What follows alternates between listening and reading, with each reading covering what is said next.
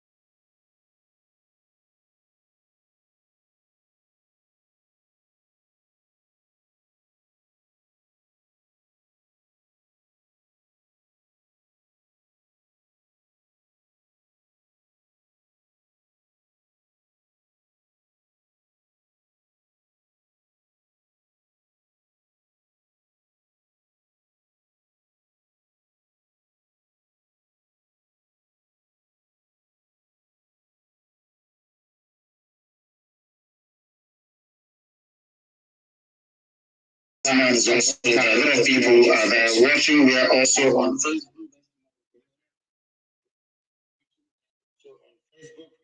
You know, Facebook with their suppression and restrictions, one of the most corrupt entities in the world. We are also there at MAZI NNAMDI. I'm broadcasting through a page that is not particularly well known, but I'm hoping this very morning that those of you who are there already will be able to spread this very gospel, that others may be able to join us on that very platform as well. We are on Twitter. If you go to my Twitter handle, official one, there are many fake ones being run by DSS, the Zoo State Police.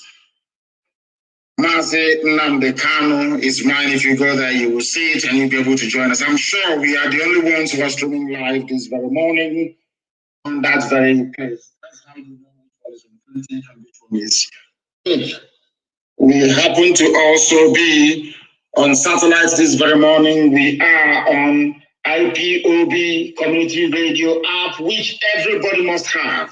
Everybody must download IPOB Community Radio. You must also download the authentic Radio Biafra app as well, so that you can participate and join us anytime we are live, as we are this very morning. We are going to pray a very brief prayer before we continue. But before we do so, I must reaffirm that I am MAZI NNAMDI KANU, the leader of IPOB all over the world, the director of Radio Biafra and Biafra Television, and of course, by the very special grace of the Most High Elohim, a servant of the wonderful people of Biafra. We are gathered this very morning to preach this very gospel, of course, to take your questions, and hopefully I will be able to provide all the answers that you need. But right now, this very second, we are going to pray.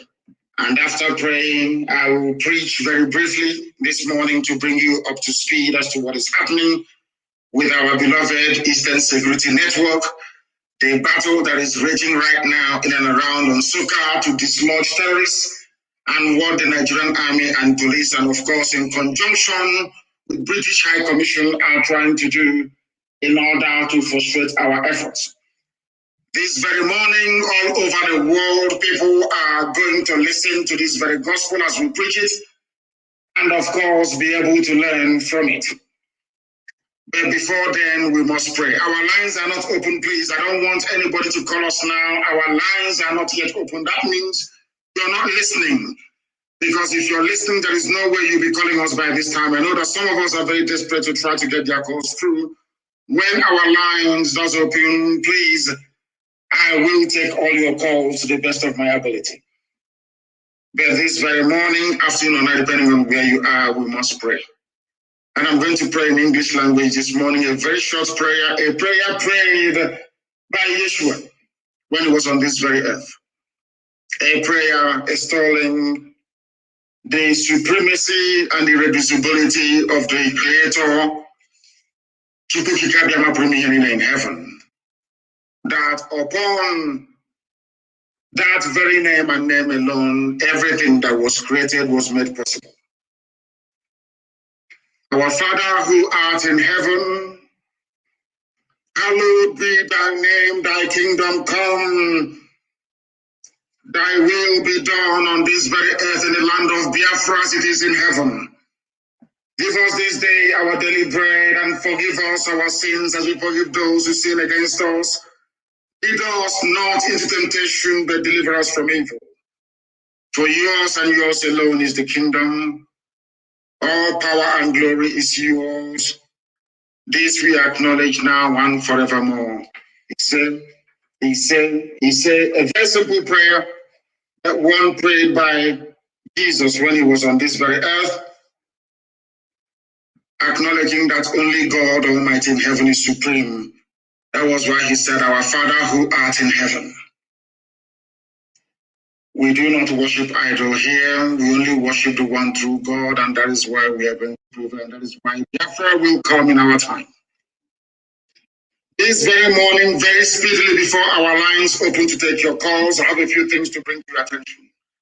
And not surprisingly, of course, the United States have now released what they call their country report on this zoological republic called Nigeria. The United States State Department, which is their foreign ministry, in charge of all their diplomats all over the world, including the U.S. mission in Nigeria. The reason why I'm touching upon this very briefly this morning is to bring to your awareness, or should I say, to bring to your attention once again what I have been saying all this while concerning the duplicity and complicity of most foreign missions in Nigeria. I told some of you, but you never listen. The thing about we black people is that we do not listen. We do not reason. We always fail to engage our brain cells each time we are pondering a very complex subject. I told all of you a while back, and consistently so, that the United States mission in Nigeria is corrupt. I told you that the British mission, of course, they are colonialists, that the mission of Britain, which is UK in Nigeria, headed by Katuna Land, to colonize all of you. I don't know what is wrong with us. I have no idea what is wrong with us. I blame all of you for this very report that the United States of America released through their very corrupt State Department. I say it openly, without fear or contradiction.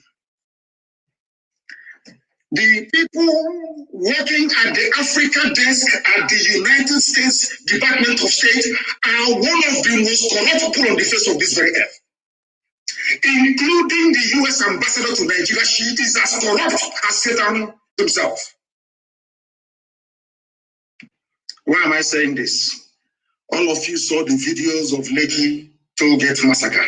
I was live on air broadcasting that very night as the massacre was taking place. Out of anger, people started to destroy government-owned properties in Lagos. I have been warning you for very many years that anytime you have any ambassador from a frontline country coming to Nigeria, they always bribe them.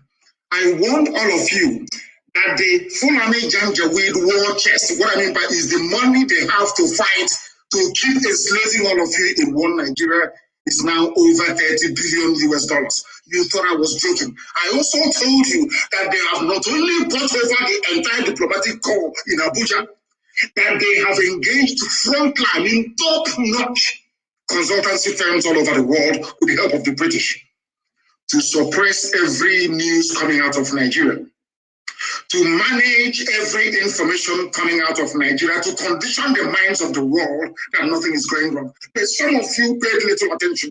And this morning, I want you to understand that if you do not pay attention to what I'm telling you, the consequences you will suffer will be very severe. And it has started this very morning. You know, after slaughtering and killing people around Lekki, Tollgate, on that fateful day, that people, innocent people, were massacred. I don't have the precise date in my head. Despite all the difficulties that we've had with CNN in the past, but at least CNN did something. CNN tried as much as possible to present the truth. There was a CNN documentary, or should I say a mini documentary about Lekki Tollgate massacre. You know, surprise, surprise, do you know what happened? The United States of America have now released a report on Lekki Tollgate massacre. You know what they said in that report? They said that nobody was shot dead, that people did not die at Lekki. Are you listening to me? They said that people did not die. And this brings home what I have been warning all of you, or should I say all of us trapped in that one zoo called Nigeria. Our liberation is in our hands. The white man will not help us. And I will tell you the reason why the white man can never help us. The white man, as they have always done, is using the Fulani to enslave. That's number one. They have something to, both of them came together and agreed on something. We need Nigeria. We need all the ethnic populations in Nigeria. Britain, everybody has an interest. British interest is that they love controlling people, is in their blood, is in their nature. They need people to control people who will be their slaves. That's number one. Secondly, they need access to our oil and gas for free. That's number two. Number three, they want to keep on giving the impression that black people are useless, incapable of reasoning, that we black people deserve to be controlled by white people. Understand what I'm telling you this morning, please. It's very, very important, because in time to come, the same way I'm reminding you this very morning as to the consequences of our stupidity, I will also go back and tell you, remember there was a day that I preached this very gospel live on Radio Biafra. I repeat, Britain wants to control you because they feel that they are God. They are white and you are black, you are nothing. That's number one. But because some of us are, did not have the benefit of sound or decent education, you may not appreciate what I'm saying. But in the fullness of time, you will come to understand. You will come full circle into the realization that what I'm telling you, what I've always told you, is the truth. And I preach it without fear before any idiot, regardless of how powerful you may think you are. What am I saying to you is this. Britain is in Nigeria because of oil and gas. They're in Nigeria to control you because you're black people. They are also in Nigeria to try to use it as an influence to control the entire black race all over the world, because they believe that Nigeria is populous. They have a lot of people in it, over 200 million people, and if they control them, perhaps they will be able to control black people all over the world. Because one, they see us as black people, we are niggers, we are nothing. That was why they named you Nigeria. Nigeria means land of niggers. That is what it means. An area occupied by niggers. A derogatory slow word, which people in their infinite stupidity have failed to change over the years. I may digress this morning, but please pardon me and try to follow my chain of thought and what I'm preaching this very morning. America is there because of Halliburton, because of ExxonMobil. They are there because of Texaco. They also need oil and gas. Some of you may remember or may recall when Trump assumed power, that was in about, I think, 2016 or thereabout. He said something that most of his friends go to Africa to make easy money. But he is not one of those people. I now want to tell you the reason why the U.S. State Department released this very abominable report on the killing of innocent souls in Lekki. I also want to prove to all of you this very morning, it doesn't matter how many black people are serving in any administration in America. It doesn't matter. These are people they have conditioned to hate themselves. And they are the ones that sanctioned these lies. I have lived with white people for very many years. I know the way they reason. Some of you may be shocked, saying, oh, why is he saying this morning? Let me tell you one thing. At any period in history, a majority of white people will always support what is good. I repeat, at each given point in history, it doesn't matter how dark that very phase is. A majority of white people are conscientious. They hate evil. It is only a minority, a very wicked, evil minority, that will support what is happening in the zoo called Nigeria today, like the Africa desk of the State Department in America. We have confronted them many times. I have asked them, why do you people support evil in Africa? USA, yes. It is not the entire USA. I'm not saying it is the Biden administration, no. I'm not saying it was the Trump administration before this one, no. There is a group of people, highly corrupt individuals, manning what is called the Africa desk at the United States Department of State. They are the ones responsible for the evil happening in Africa. How? All of you saw that people were killed on that very fateful night at Lekki Tollgate when it was being occupied at the height of the NSAS protest. And I also want to bring to your attention this very morning, I'm sorry to say this, that there is something fundamentally wrong. I've been telling you this about black people and the way we reason. This morning, I want to bring to your attention that indeed there is something wrong with us and the way we reason. Let me read this report for you. It was only the Nation newspaper that carried it in the Zoom, saying that the United States of America disagrees. They do not agree that anybody was killed at Lekki Tollgate. Can you believe such a thing? Who was responsible? I'm not even blaming those in America. This is something I've been telling you all the time. There's none of you do not want to reason. You don't want to understand. I said that the report they are given in America is compiled in Abuja by the US ambassador and her team. It is everything they feed Washington that Washington will publish. And she is a woman. Now I'm beginning to understand the reason why, should I say, Eve was used to deceive Adam. I never knew that women can be this evil and wicked. 2 women. I am sure, had the US ambassador been a man, such evil, such reports couldn't have been issued. What is paining me is that the US ambassador to Nigeria is a woman. The British High Commissioner to Nigeria is a woman. These 2 women are presiding over the reign of Satan in the zoo. Let me read you the report. I'm going to quote them verbatim. Everybody saw that people were killed at Lekki. But this is the junk that a whole United States of America came up with. Supposedly the conscience of the world. America has the grace it enjoys today because God created the USA to bring a semblance of consciousness into the dealings of man on this very earth. That is why they are the longest running civilization since man came into this very earth. That is why the USA enjoys the preeminence that it does. But it seems to me that Lucifer has taken over America. America is no longer a country that speaks the truth. America is no longer a country that stands up for the poor. USA is no longer a country that stands up for justice and what is right all over the world. America is now effectively in the pocket of Luciferians.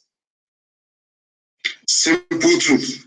The US ambassador in Abuja could not convey to Washington. We are in very serious trouble, all of us. In very serious trouble. And unless we rise up now in a popular revolution, if we continue to prevaricate, if we continue to dilly-dally, if we continue to waste valuable time, we are all finished. I'll read it for you. The United States Department of State report on Nigeria. This is what it says.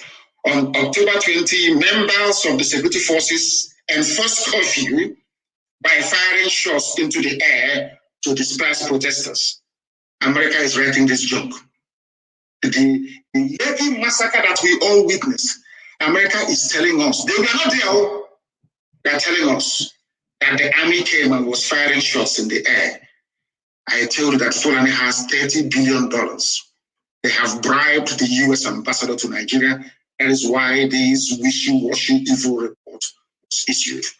They are all corrupt. All corrupt, all of them, they are all corrupt. I continue to read for you. Listen very carefully, please. They fired shots into the air to disperse protesters who had gathered at the Lekki toll gate in Lagos to protest abusive practices by the Nigerian Police Forces Special Anti-Robbery Squad, SARS. Mind you that SARS was trained by Britain. It was Britain that set up SARS. It's UK that set up SARS under Obasanjo to harvest organs for sale. It was the United Kingdom that set up this dreaded SARS and gave them the training. It was Britain that gave them the training. So it was Britain that trained them to go through your phones, to extort money from you, to kidnap you in front of your parents, to take you to their dungeon, to kill you, to have it, because it was Britain that trained them and armed them. Britain, United Kingdom financed SARS. I want you to understand very, very carefully, please. Now, according to this US report, accurate information on fatalities resulting from the shooting was not available at year's end. A whole America, that you can come to the Sahel and rescue victims. Google can see inside my bedroom where I'm broadcasting from this morning. Google, you have Google Map, you have everything. You are telling me the most powerful country in the world with the most resourceful intelligence agencies man has ever seen cannot ascertain how many people they are shot dead at Lake. This is Fulani's $30 billion stolen from all of us. Speaking. They have the money. It was Fulani, the way they connived and colluded with Britain and now US State Department that led me to believe that truly money is the root of all evil. It solves a lot of problems, no doubt. But I'm telling you, when you face a man working at the US State Department Africa desk, a civil servant may be earning $2,000 a month, you give him $20 million. There is nothing the US will not do for you. Their conscience will go through the window. I came this morning to take question and answers, but I saw this thing and I was beside myself with rage. That is the same country now that we are fighting Fulani bandits in and around Nsukka. Everybody can see that the Nigerian army are aiding Fulani bandits. These are the people that went and massacred our people in Ebonyi. We found them where they are, in and around Nsukka. We engaged them. Nigerian army came to fight on the side of terrorists and killers. Nigerian army fighting beside terrorists and killers to kill the victims of Fulani massacre. The State Department in America will not hear this because the US mission in Nigeria is corrupt, highly corrupt. They have been infected by the United Kingdom, infected by the British, highly corrupt. America is telling us this day that they do not know the number of people who were killed as at last year. That's what they're saying to us, that they have no accurate information. Amnesty International, a reputable, renowned, very cautious and conservative NGO, or should I say human rights group, reported that 10 persons died according to this US report during the event, but they did not take what Amnesty said. The US State Department, the American ambassador now in Abuja, a woman, the US State Department Africa desk, not the whole US, Africa desk inside this, they are so corrupt that they could not even acknowledge the very conservative estimate given by Amnesty International. That is how corrupt they are. Amnesty reported, conservatively speaking, that 10 people were shot dead. Do you know that US State Department basically ignored that very report by Amnesty International? We continue. But the government disputed this report. So because lying Mohammed, that even the USA knows is a liar, disputed the report by Amnesty International, that is the reason why America will not accept it, that people died at Lekki. Because the Nigerian government said nobody died. That's why they didn't accept it. Unbelievable. They are now putting the government's own report. USA or America. The government reported 2 deaths connected to the event. One body from the toll gate showed signs of blunt force trauma, which means the army did not shoot this person that they acknowledged died at Lekki. That person died as a result of being attacked by those who have come to protest, his fellow protesters or her fellow protesters joined in beating him or her to death. Do you know why they're playing with us like this? This is an example of what they do when they come for their so-called election observance, electoral observance. When they come, they will see blatant fraud. They will go to KANU and they will see that 8-year-old, 6-year-old kids are voting. They will see all the violence against Biafran people right across the zoo. They will see ballot box snatching, and all the rest of the crimes that's associated with electoral fraud in the zoo called Nigeria. They will write and say, the election was free and fair, bar for a few incidents of minor violence. I want to let people understand that if you're from any ethnic group in Nigeria, be you Duduwa, Biafra, or Kwararafa, Middle Belt, or wherever you come, even Hausa, that have been swallowed by Fulani, You must rise up to assert your right. You must rise up now to fight to be free. You remember over the years, during the time of John Campbell, America had a bit of conscience. They were in Lagos and in Abuja writing at least accurately, or should I say objectively, to the best of their knowledge about what is happening in the zoo. The more the years go by, the more the Fulani succeed in corrupting as many people as possible. They have corrupted AFP, an independent news gathering organization. They now issue fake news. They now fact check the same fake news that they issued. They are the ones to issue it. They tag Biafra or IPOB to it. The same AFP will now do fact check on fake news that they themselves released. They have bought over Facebook. All of you are aware of that.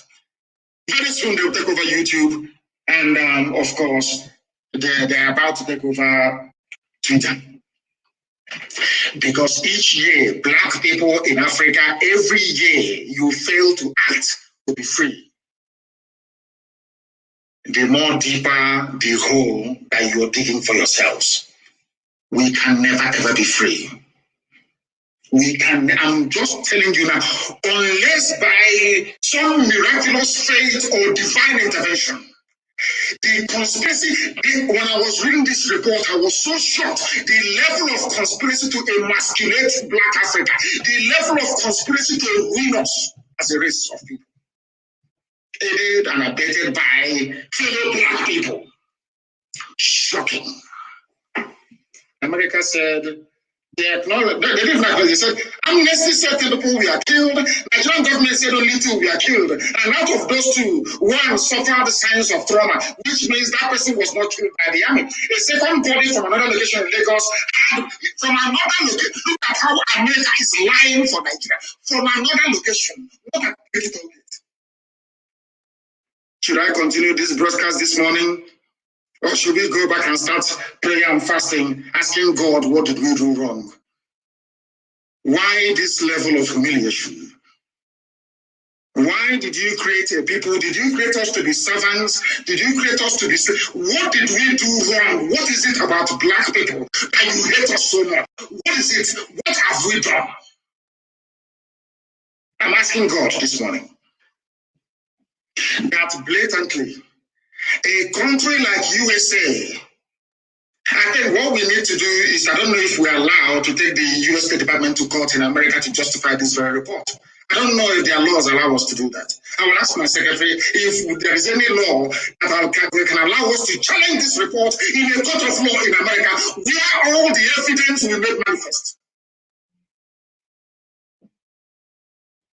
They're telling us that USA is telling us that Nigerian government said 2 people died. 1 at the scene of the protest at the toll gate from blunt force. Listen carefully. I don't know how to explain to people to understand. Is it how do I explain this that the brain of a Black man can understand what I'm saying? In what way can I explain this? I'm asking you people how. Now listen. America is effectively absolving Nigerian army of any blame for the shooting at Lekki Tollgate because they know that the person that actually gave the order to kill the protesters is Katona Line, the UK High Commissioner to Nigeria. That afternoon, she was with Tinubu. Before she left Tinubu's house, a lorry load of thugs from Tinubu's APC left Mushin with cutlasses, axes, and machete to go and attack protesters. And that evening, the army opened fire on protesters. It was Britain, it was United Kingdom that arranged the massacre. We all know this. All of you listening, you know. It's because you are Black, because some of you are highly idiotic, you cannot stand up to face or speak the truth. You all know what Tinubu did. Everybody knows this. Now, USA is siding them. Britain have now managed to convince, United Kingdom now managed to convince the USA to side with evil. That is what I find, that the whole USA, of all people, America, the hope of a common man on this earth, at least in a temporal form. Everybody looks up to the USA as the policeman of the conscience, the guardian of the conscience of humanity. Look at how they are behaving in Nigeria. And the ambassador is a woman. I never knew that women can be this wicked. I never knew. I thought being mother, no, I'm not sure they have any children, that being women, they will have that, that motherly instinct, that empathy, to empathize. Everybody, I felt rather very foolishly that these two women will see the victims of the slaughter by the Nigerian army as their own children and do what is right. But because of money, Fulani has given them money. Because of money, they are now writing what is in essence rubbish to justify the killing of other people's children. The women responsible for this nonsense. The government reported 2 deaths connected with the event, but the army did not kill any of them. The one found where the army stormed died of trauma, which means if it were the army or if it were to be the army that shot him or her dead, you would have seen bullet wounds on the body. The one that had bullet wounds was recovered where the army did not go to. You see how they are consulting. Basically, Nigerian consultants in America wrote this report for the State Department and just published it. And we are all black people in Africa. Every day we claim we are suffering. Every day we claim that our quality of life is so poor.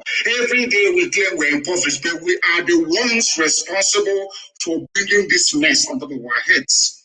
This type of nonsense will have happened in a place like Japan because the Japanese people are one people, one culture, one value system, one social configuration. But in Nigeria, you don't have Biafra is different from Oduduwa. Oduduwa is different from Arewa, from Janjaweed. Janjaweed is even different from those in the middle belt. We are not together. We are not one people. That is why a white man can come in and tell us, after what we have seen with our 2 naked eyes, telling us that what we now saw is different. What you saw at Lekki Tollgate is not the truth. The white man has spoken. I weep for we black people, and I weep for Africa, because the problem is that it's like a black man enjoys suffering. A black man loves to be subjugated. It's like a black man loves to be a slave. A black man, I don't know what we do. It seems to me that if our existence is not validated by a white man, we shouldn't exist at all. Lies by U.S. State Department Africa Desk. Second body was found somewhere outside Lagos that had bullet wounds. I'm reading you the report itself. The government acknowledged, according to the United States government, acknowledged that soldiers armed with live ammunition were present at Lekki Tollgate. Now, who shot those people? That Amnesty said died. Let's say 10, for instance. It's still not the army. At year's end, the Lagos State Judicial Panel of Inquiry and Restitution continued to hear testimony and investigate the shooting at Lekki Tollgate. That's the end of that's it. End of story.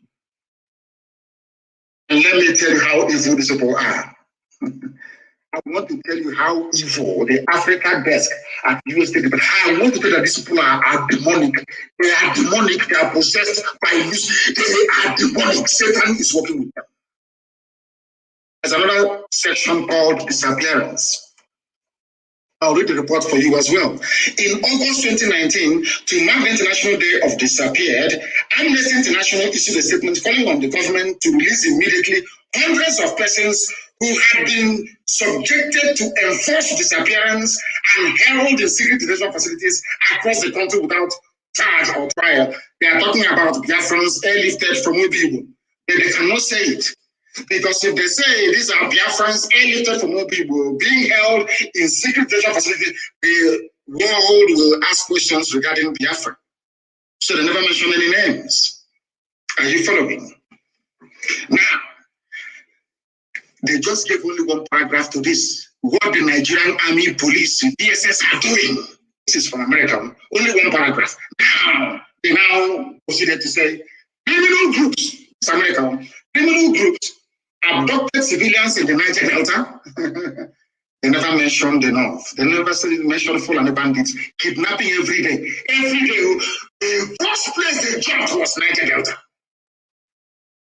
which is Biafra land. They cannot say Biafra, so they say Niger Delta, because the idiots that call themselves Niger Delta don't understand the divide and rule mentality that these people are using to teach them in their ignorance.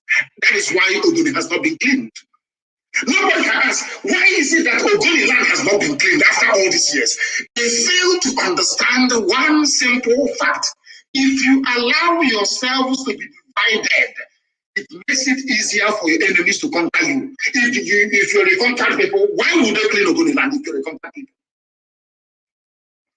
Now listen, the one paragraph to what Nigeria is doing, kidnapping, locking up people and executing people extrajudicially. Now they say criminal groups. They never refer to Nigeria as a criminal group of kidnapping people. No, not at all. Once you're kidnapped by the Nigerian state, you are a victim. You are gone. America will not look for you. It's even written as a United Kingdom are the ones encouraging the Nigerian government to do it, to put fear in people so you cannot fight for your right. Now listen, they said criminal groups abducted civilians in Niger Delta, the Southeast. Have you heard them now? And the Northwest. What Fulani bandits are doing in the Middle Belt, in Benue and Plateau, America did not mention it. I want you to remember again what I told you before about the $30 billion war chest El-Rufai and his team they have at their disposal to bribe anybody bribable in the world. Let's say you are Biden. Are you going to say no to a $1 billion bribe from Nigeria? The answer is no, you will take it. You will take it. I don't care who you are, you will take it. That's what they're doing. Do you know America said that people in the Southeast are kidnapping people and abducting them for ransom? I want the US ambassador to tell me the day that any group from the East, I mean Biafra land, kidnapped anybody and said pay us ransom. Where? What state? They don't have any. But we are here. They said we are bandits. You see how they lie. And this report, because it was written by white people, you know, they see we black people as liars, and so sometimes with some justification, of course. Because this report was written by white people, it is gospel. You understand? Nobody can question it. It's by whites now. You're a nigger, you're black. Who's going to listen to you? Nobody. After all, as their world reasoning convinces them, you're black because God hates you. That's why you're black. That is why every other race can climb on top of you and do whatever they want to do, because you're black. And moreover, you hate yourselves anyway, and you cannot reason or think properly. America is now saying Niger Delta, Southeast, which is Biafra land, and the Northwest, not Northeast, we are the raids. We are full and banditry is in abundance, often to collect ransom payments. And I want to ask the US ambassador, when did you hear that anybody collected ransom in the Southeast? Or South for that matter. When in the last year? This is your yearly report. When? But you have put us here. So when diplomats are reading this all over the world, they say, oh, there are bandits. Also, Igbos are bandits as well. Now, are you following me? Now, do you understand the game they're playing? You have to be intelligent to understand how these people play this game. Some of you may say it as just a report. It's just a report by State Department, and you dismiss it. We are not dismissing it. We are taking it very seriously because we have no criminal groups in the East. None whatsoever. And nobody collected any ransom. None whatsoever. He said, and now, listen carefully, they said, now for example, they now want to give example. America wants to give you an example of these criminal groups they're talking about in Niger Delta and the Southeast.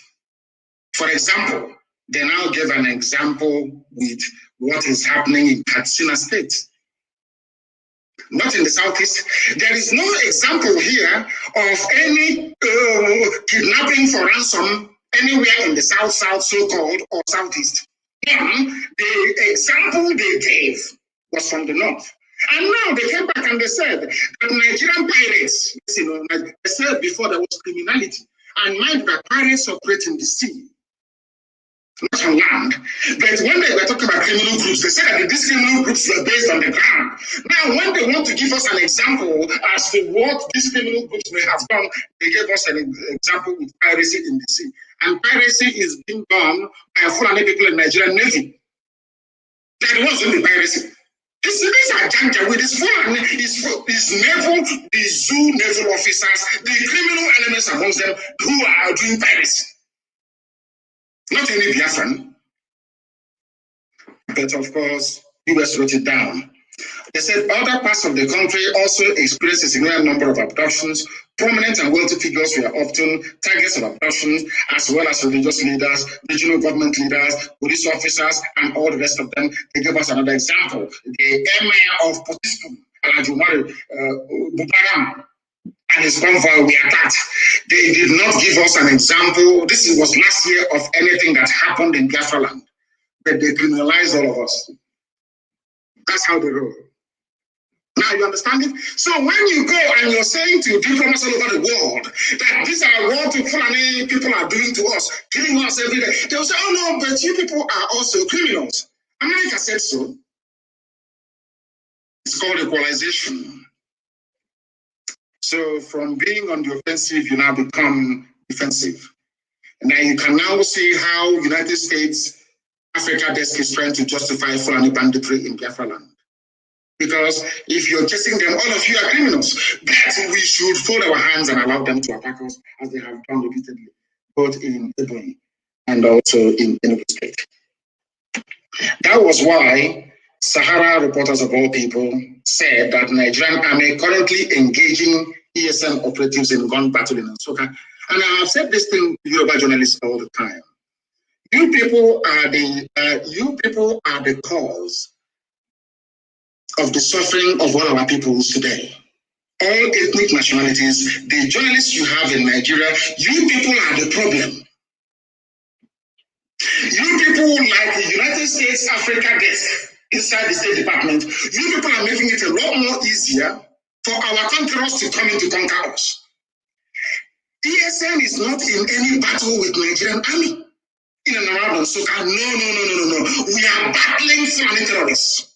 Now the Nigerian army came and joined them because that was their plan from ab initio to come to take over our land.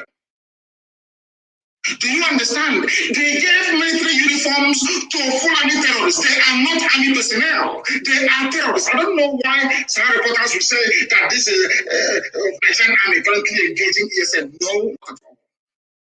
ESN is engaging Fulani terrorists that have come to rape, to kill, to pillage, to take over our land, and we have said no to that. They are the ones we are battling. Nigerian army now joined them, or should I say, give them army uniforms, give them weapons to be fighting indigenous people. America will not report this. Now, if America will not report it, we force them to report it. Let me tell you one thing that you do not know. When ANC was fighting for the liberation of the black people in South Africa, they were called all sorts of names. Successive US governments put ANC on the terrorist watch list. Margaret Thatcher was insistent that she would not speak to Nelson Mandela, and Nelson Mandela is a terrorist, or was a terrorist then.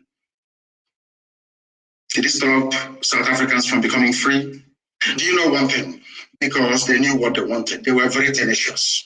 They were insistent, and to their credit, they engaged white people, especially in the UK, to fight their cause for them. It wasn't black South Africans or black people in the UK that fought to collapse apartheid. No, white English men and women, white Scottish men and women, white Welsh people, white Irish people came out and said evil is evil. And apartheid fell.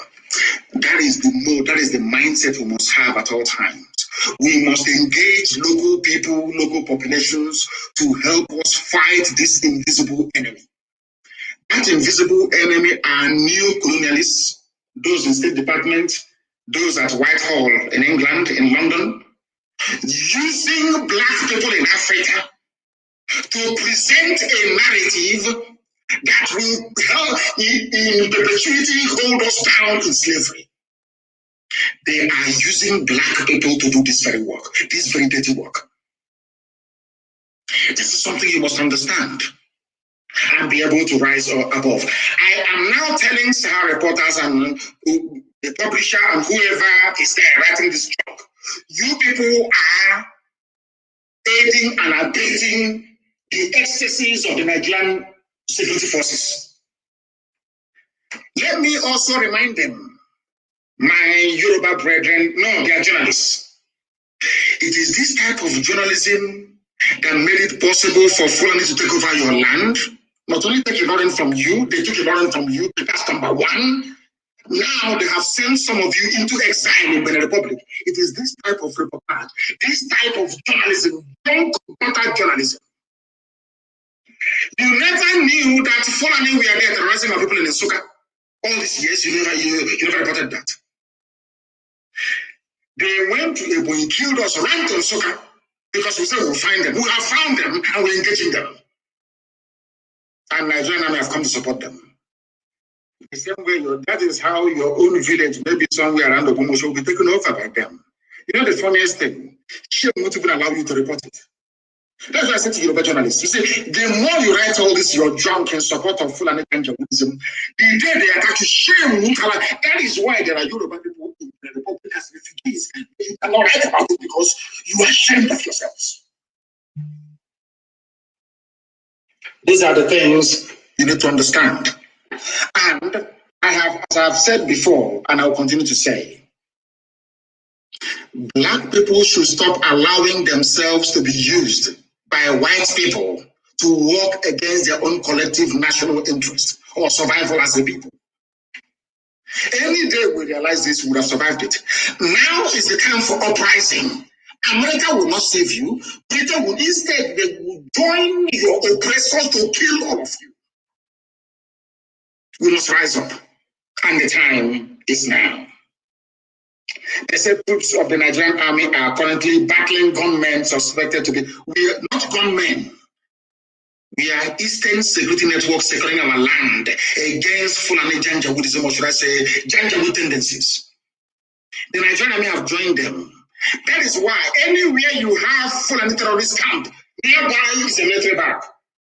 Across the entire length and breadth of Biafra, anywhere you have the Nigerian army, nearby is a Fulani terrorist camp. And these are people that told us are from Niger, they're from Senegal, they're from Gambia, they're from Chad, they're from Niger. They're not Nigerians, mind you, that's what they told us in the beginning. I don't know where our brain goes to sometimes. I have no idea what happened. Hey, Lord have mercy. I have never seen a more idiotic race. I have never seen. How can a white man allow himself to be used against his own country? Black people, why can't you reason? Why are you allowing yourselves to be used? Is it because there is something demonic inside you? What is it about you people? What is it about you people that you can never ever understand? What is wrong with you people? I ask. What is wrong with you people? Blacks, what is wrong with you? They can never reason very well. May Lord have mercy upon you. So those of them writing and saying ESN is battling the army joined them, and we need to battle them. You are joining terrorists to come and kill our people in and around the Suka, in fact, Enugu and Lubui. And you want us to be quiet? You must be dreaming. You must be joking. So we can go on exile to maybe to Amazonia and become refugees inside Amazonia. Is that what you want? As Yorubas are now refugees in the Republic. Yoruba journalists, have you seen what you've done to yourself? Out of shame, you cannot report what is happening to your people, what the Fulanis are doing. Out of shame. And it's like a virus. The more you ignore it, the more it's sitting inside you. The day they come out in the open, Yoruba land is gone. That is why I support every frontline Oduduwa activist. I support them with everything that I have. I support them. They are the ones that have realized that you people are in trouble. And average corrupt, idiotic Yoruba journalists have still not realized what is happening. They don't know. The Ibadan of this world and the Bohos of this world, they have come to realize what is going on. But your average Yoruba journalist is still living in a fool's paradise. In a fool's paradise. That's something you must understand. So I want to correct this stupid thinking that we are battling the army. No, we are battling terrorists. If they're in Nigerian military uniform, if they're in front of us, ESN will battle them. ESN will battle them. All that time they say, oh, don't follow Amoteku is bad in our country, our unity, our unity. They were busy planting Fulani terrorists in Yoruba forests. You don't know that? Has it not come out now in the open? By the time they realized it was too late. Now Amoteku is incapacitated. And I see the he's saying he's forming a group to defend him. And he went to Nigerian police, the same people who are terrorizing and killing us, taking and abating Fulani and Buddhism are the people that he engaged to defend him. 400 people, only 400. He's a C41, he's a C4I, he's a stupidity is a disease. You heard Omar crying. Saying, I loved you, I did everything for you. I was even against my people because of you. Now you have come to kill me. It's unfunny. And as I tweeted something Afonja said, I want Yoruba journalists to go back to history. Read about Afonja. The same idiocy, the same nonsense, the same garbage you're doing today because Tinubu wants to represent the same thing Afonja did and you lost a line. You are not ashamed of yourselves. If that cannot shame you, nothing on earth will shame you. You have no shame. We are not fighting anybody. We must fight this scourge called Nigeria. We must fight back with all that we have. Nobody is going to save us but ourselves. I'm telling you, nobody. America is gone. America is now a nation without conscience. That very grace that God gave to USA, they are misusing it. And He will take it from them and give it to China. Are you hearing me? Very soon, USA will no longer be the greatest country on the face of this very earth. Because they have now firmly aligned themselves with the forces of darkness. That purpose for which God made the USA, they're no longer serving it. They're serving the interest of darkness and evil. That's what God will do to them. We'll take it away from them, unless they repent. Unless they repent. You are telling me in this day and age, America is absorbing what is in essence a dictatorship. They are absorbing the murderous tendencies of these scavenging invaders from the Sahel because of oil and gas. Oh dear. Lord have mercy. We are confronting Fulani terrorists from the Sahel and all their sympathizers in the army, police, and the navy. With the help of the British. We must face them. And as I pray every day to Elohim, we are in your hands, we are your children, you created us. Yeshua is in the land of Biafra. The land where the light of God shines. That's the name of the word. Yeshua in Arochukwu. Yeshua. The land where the light of God is shining. Anything you like, you can do with us. Anything you like. If you say that the way will take us over, they'll take us over. You are God. Anything you like to do with us. I never knew who I was before I was born. I gained consciousness around the age of 4 or 5. I was aware of my surroundings. You are God. You made us. Anything you like, you do with us. But you're telling us that you created us so that we can become slaves to people who are now slaves to other people. Hi. Second-tier slavery. No, it's not good. That is why you must come to the rescue of your children. That is why you must infuse into our brains, into our being, a level of consciousness that will allow us to realize the danger that we are in and hurry up to extricate ourselves from it. We are surrounded by enemies. Not just Biafrans, Yorubas are also surrounded. Middle Belt is gone. Middle Belt is still one Nigeria. Are they not gone? They are gone. They are renaming towns inside Benue. They are renaming towns. They have taken over the whole of Plateau. They are now in Benue renaming towns after Fulani people. And all of you are shouting, one Nigeria, our country Nigeria, our unity, our restructuring. Whilst they are eating deeply inside you, like a very dangerous disease. By the time they come to the fore, you become disemboweled. I'm telling you, they will cut you open. They will rip you apart. That is what's happening in the zoo.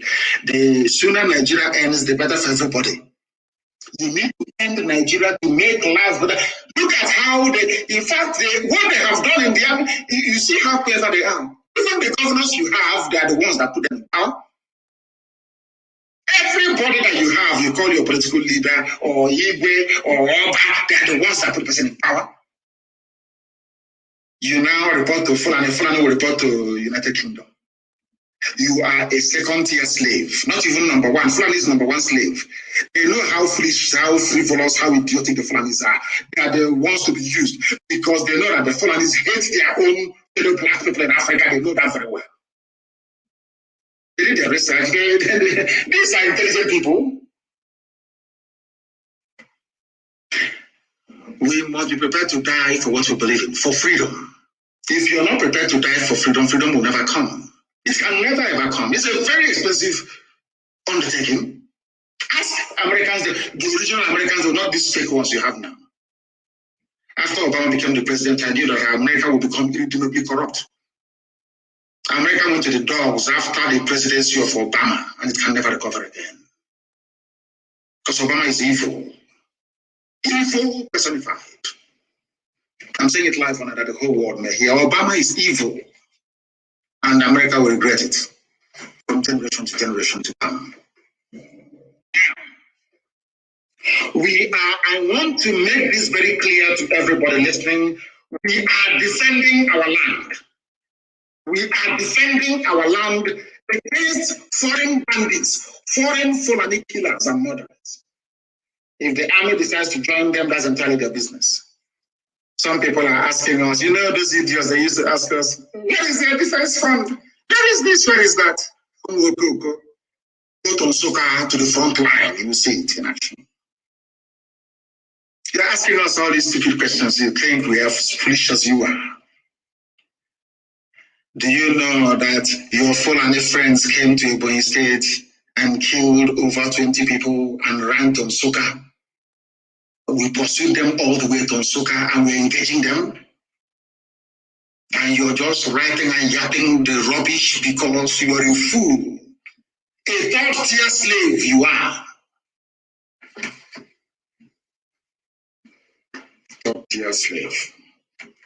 And in Saudi Arabia, the Nigerian government they're helping Niger Republic people. They build the way for them, they do everything because the dead Buhari is from Niger Republic, in whose name they are ruling you. Come on to come out and say that Buhari is dead. None of you. Look,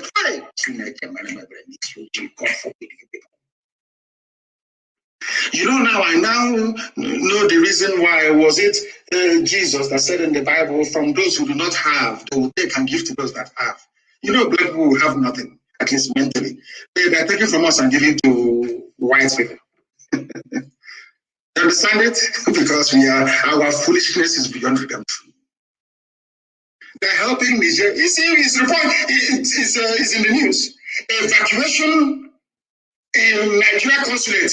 They are processing the one for Niger citizens first before their own people. And what's happening to Niger? They are slaves. They are housemaids. They are slaves in Arabia. Voluntary slavery.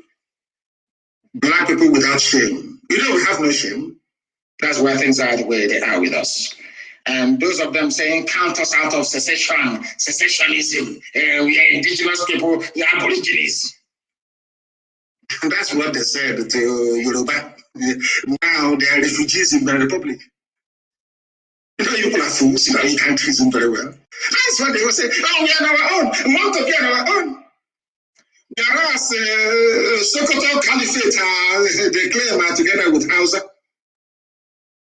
Did they, all these dancing naked in public that you people are doing, are they doing it? They say, we are from Bayelsa, Rivers, Akwa Ibom and Cross River.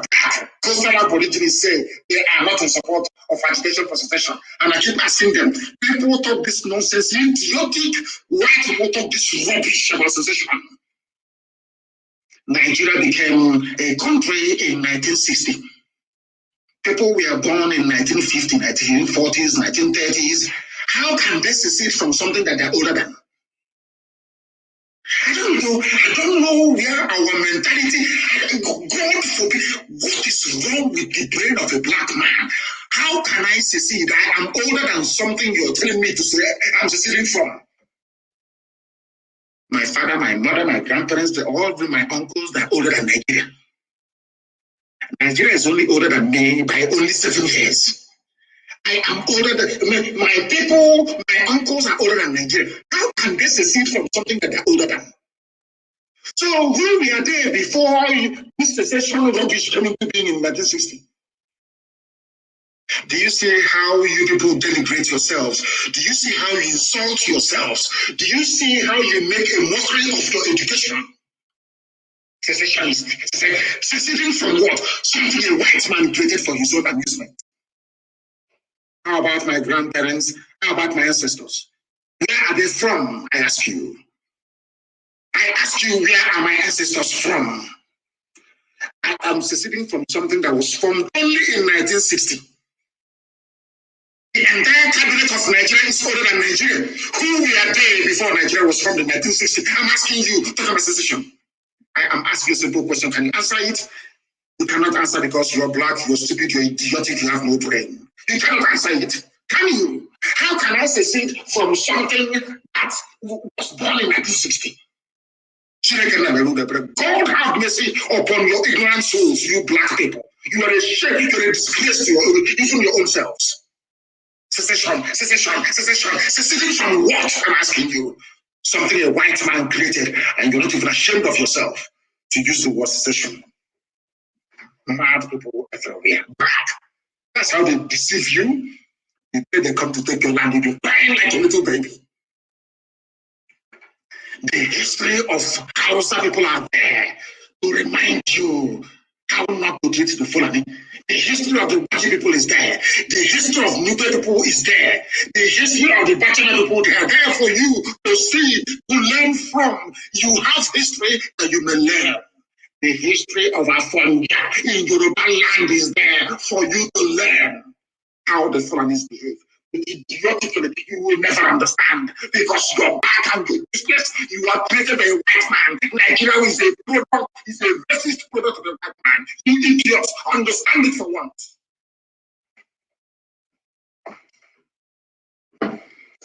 I have a few announcements to make.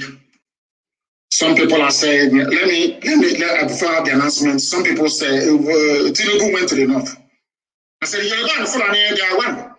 They are one people. Somebody said the same thing a while ago, and the Lordin is gone. Kwara is gone. They've taken it. Yet you cannot reason. You cannot think. Yoruba and the Fulani, they are one. If Yoruba and Fulani are one people, why did they not allow Awolowo to become the Prime Minister of Nigeria or the President of Nigeria if they are one people? If they are one people, why did they not allow Abiola, who was even a very close friend of all of them, who was also a Muslim like yourself? Why did they not allow Abiola to emerge? They only allow the fool they feel comfortable with to emerge. Like Obasanjo. Did Obasanjo vote for Awolowo? Why is it that I will never speak to Obasanjo until his death? Because Obasanjo voted for NPN. Obasanjo is a complete Fulani slave. He only found his courage a few days ago. He's a slave of theirs, and he knows it. And maybe Tinubu wants to outdo him so they can give him the presidency. Stupid idiots everywhere. He said he went there because they are one, and they must remain one because they are in-laws. Your son is married to our daughter. And I want to ask the Oshomole, the wife of Oshomole is from Cape Verde, is that not correct?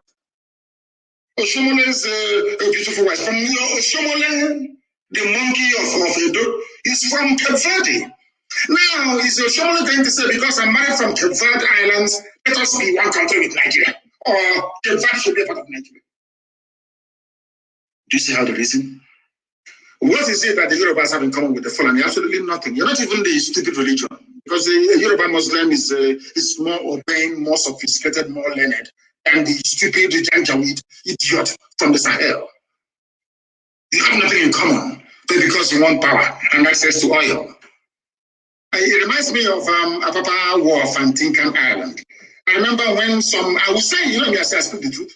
I remember when some Yoruba people, out of spite against the Igbos and Biafra lad, they did a deal with the Fulanis. The only way we can allow, with Bangida actually, the only way we can allow the capital to move from Lagos to Abuja is if you say that every major freight coming to Nigeria must come to Lagos, so you can make money. Babangida agreed. They had a deal. They moved the capital to Abuja and then said that only Lagos seaports, Tinkan and Apapa, will handle all commercial shipping into Nigeria. Today, there is gridlock. Today, they are choking. Today, they are begging. But you will not have one Yoruba man to come out and say, open Warri Seaport, open One, open Iguacha, open Calabar. Never. They will never say it. But Africa is choking. Africa is choking. Goods are being destroyed. The economy is losing a lot of money. I want the world to understand how these people reason. I speak the truth always. It doesn't matter who you are. Like as I've told the US State Department, their Africa desk, they are corrupt, more corrupt than Mobutu Sese Seko. These are their white people, but they are as corrupt as Lucifer himself. In America, I will tell you the truth. You may not like it, but that's your business. Eventually, you will come and say, oh, what you're saying is correct. Tell me why America will issue such a wishy-washy report if their ambassador in Abuja is not corrupt. Just tell me why. And do you think the way to fight oppression is by saying, oh, don't say anything, or don't get them angry? Is that how to fight them? You meet it head on. You meet oppression head on. That it may flee. You shine light upon it that it may flee. So let's not bring Cape Verde, where Oshomole's wife is from. Let's not bring it, let them be part of Nigeria because they are our in-laws. See how foolish these idiots are. Fulanis married to Yoruba. And so bloody what? And so what? They are married to you, yet they put you in refugee camps in the Republic. They are married to you, they're occupying your forests. They are married to you. Useless people everywhere. From the same man, he will come out to Nigeria. Vote for me. Let us be. I was president of Nigeria. Your daughter is 60 years old. You are 69. You had your daughter when you were 9 years old. Yes. You know, black people, you astonish me. You know that in any other part of the world, having falsified his age, Tinubu should not be seen in public again forever until he dies and is died. But only in Africa. After lying about his age, some of you will be carrying it. He is 69. He is 69. And the daughter is 60 years old. I want. Let me forget you. You people, you make me sick. I just want to remind you of one thing. The first person to recognize that Nigeria should break up was a Yoruba man. I tweeted it. His name is Modiyu Adeniyi Oshinowo. It was and he was killed by Fulani. Of course, he was killed. I want the Yoruba journalists to understand what I'm telling them today. Of course, so you are black, so that you know the evil nature of a black man will not leave you. That part that wants to betray, you want to serve another god. You know that thing. You know that thing in us. You know we love foreigners. We want to serve them. Bow before them. Once you're white, you are God. Usually they bring the picture of a dead actor. The actor telling you I'm not Jesus, you say, of course you're Jesus. I'll bow before you. After all, you're white. You know that mentality is being useless. Black people, that is afflicting some others. I want Yoruba journalists to understand this morning, afternoon, depending on where you are. The first man to call for the division of Nigeria was a Yoruba man, Mr. Modiyu Adeniyi Oshinowo. And he was killed. Why? He said, if Pakistan can break away from India, if they can disgrace Awolowo the way they did, sooner or later they will be defecating on our heads. They will be using our head as a WC, as toilet. This man said this thing in 1960, as you were celebrating your useless flag independence. A Yoruba man, a visionary, Modiyu Adeniyi Oshinowo said, if we allow this nonsense to continue, they will come into our land and they will take it. And it's happening to you today. And the journalists is doing that. Prescribed IPOB, prescribed our nation, our country. Theological Republic of Nigeria. Let me use your term, secessionist. The foremost secessionist in Nigeria is a Yoruba man, Mr. Modiyu Adeniyi Oshinowo. I tweeted, not on Twitter, you see it there. Because you don't know history, you have no regard for knowledge and education. But here we educate you, we enlighten you, we bring to your understanding things that you would rather not know about. You run away from it, we bring it to your attention. Pakistan with India, Bangladesh, all of them. Very soon Kashmir will be free. We are not one people. Why don't you get into your skull? Britain had all of them together as one country, as one India. They said no, we are not here. They said to the white man, with due respect, we are not the same people. Hindus are different from Muslims. Pakistan is not the same as India. They left. Bangladesh left. Everybody on their own. And that is, of course, relative peace and quiet. You bring some vandals, some blood-sucking demons from the Sahel. You bring people who believe in monarchy, in bowing down before somebody. You bring Republicans from the East. You join them together as one country. Why don't you go bring Saudi Arabia and bring them into the United Kingdom and sell it to the one country? You see if you have peace in one day in your life. All of you read the Bible, you don't know anything from it. You read the Quran, you learn nothing from it. Funny enough, the Torah is also the Quran and also the Christian Bible. The same story everywhere. You are in the Quran, you claim you are Al-Majri, you claim you are Janjaweed, you are Islam, you go to Mecca, you come back. But in the same book you're reading, Abraham called the nephew Lot and said, if we continue to stay together, your cattle is expanding, mine is expanding, your household, one day there'll be a clash. He said, we're not having a clash between Fulani bandits and the Eastern Security Network. Don't you have the Bible? Don't you open your Bible? All of you claim you're religious, isn't it? Those of you claim one idea. Let's say, hey, that's a sin. I want you to please go and open your Bible. As foolish as you are, open your Bible, open your Quran this morning. In this week, open it. Abraham was related to Lot by blood. By blood, I said by blood. At the time, Abraham said to Lot, his own flesh and blood, if we continue to stay this way, your headsmen will clash with mine, and there'll be trouble and bad blood between us. In order to avoid it, please, you are my own brother, my own flesh and my own blood. Let me divide this land into two. You, first of all, take one, and I will take the other one. That peace may reign. It's in your Quran, isn't it? But you want one Nigeria.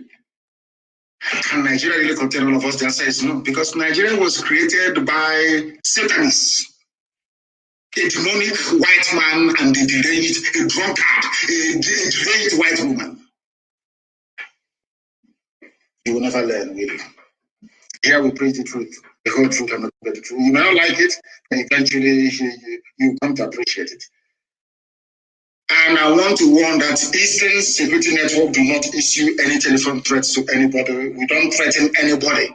Our job is to defend our land, not to threaten anybody. If you have received any calls from a few pastors, maybe it's April Fool, talking rubbish on the phone, please ignore them. It is not Eastern Security Network. We are the most disciplined, standing defense force we have in the whole of Africa. Discipline to the core. Discipline to the core. Our job is to repel the invaders into our land. Nothing more, nothing less. This US report reminds me of what the UK did. They profile you for destruction. The same way they profiled Biafrans, they caused the coup, that the reason why Nigeria is not going forward, so that they may slaughter us. The same thing they're doing today, saying that there is banditry in the southeast. When they fail to say it's the Fulani people coming to kill us and funding ourselves. And I want to make a very special announcement, please. Please, please, please, please, please. All those raising funds for ESN must remit such, because we are fighting. You can see we are fighting on multiple fronts every blessed day, defending our land. We need it. We need support and help every blessed day.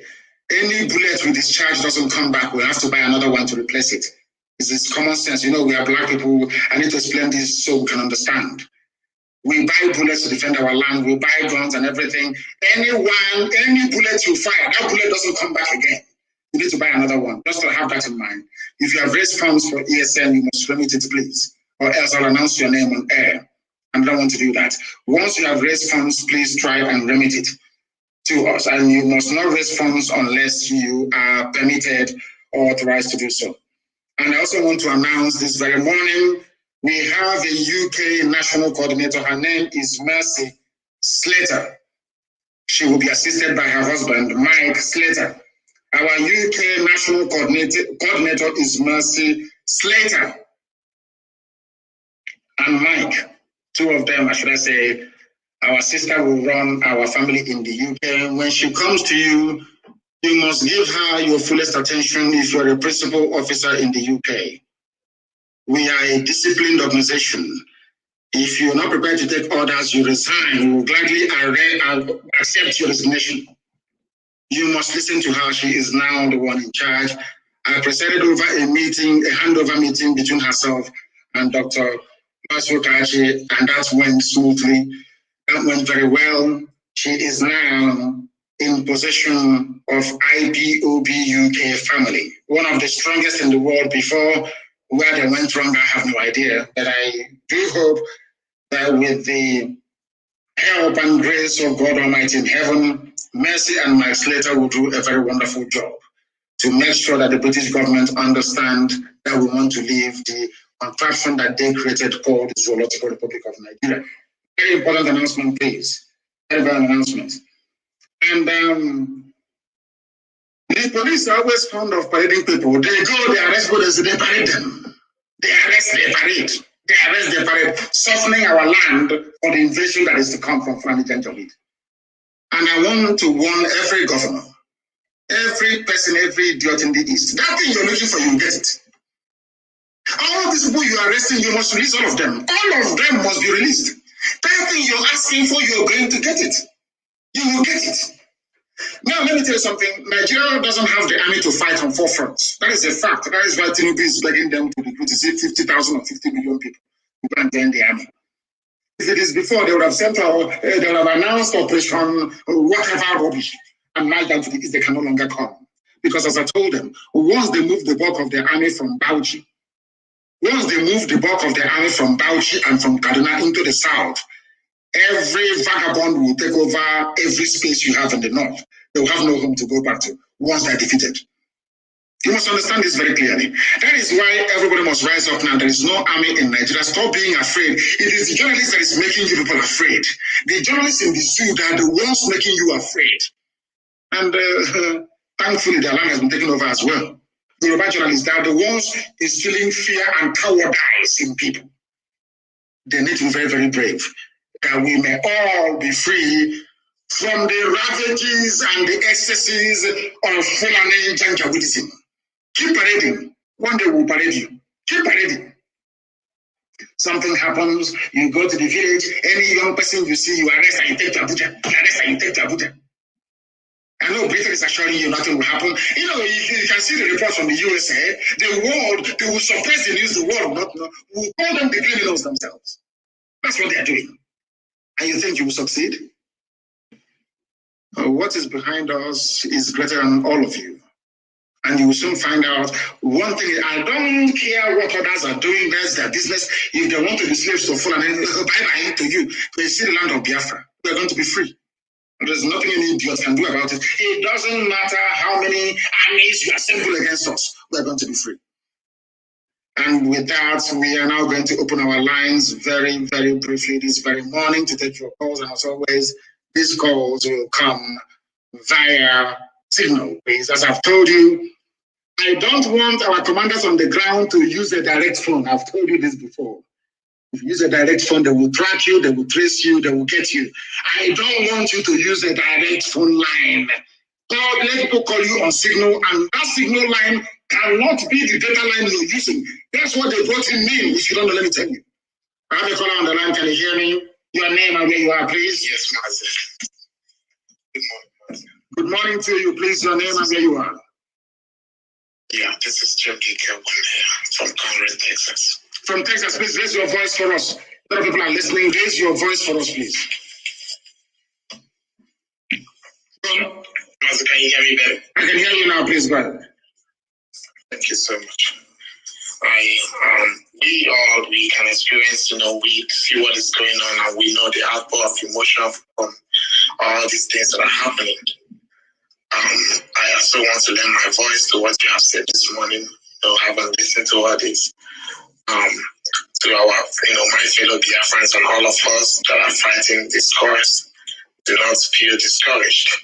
And our Duduwa brothers, sometimes we feel like they're with us. Other times, personally, I feel like things are not, coming on along the way that we expected from them. But with this report from the US, it's already evident that we have to fight as a people and not bother about whoever we feel is supporting us and whether they are with us all the way or whether they're not. So, Mazi, supporting ESN is a duty that we all have to do. We all have to continue to provide our support and make sure that we do it to the point that we achieve the freedom that we have all made this belong for. I wanted to ask again, Mazi, please, is it possible that we can all, the IPOB and every Biafran in the US, petition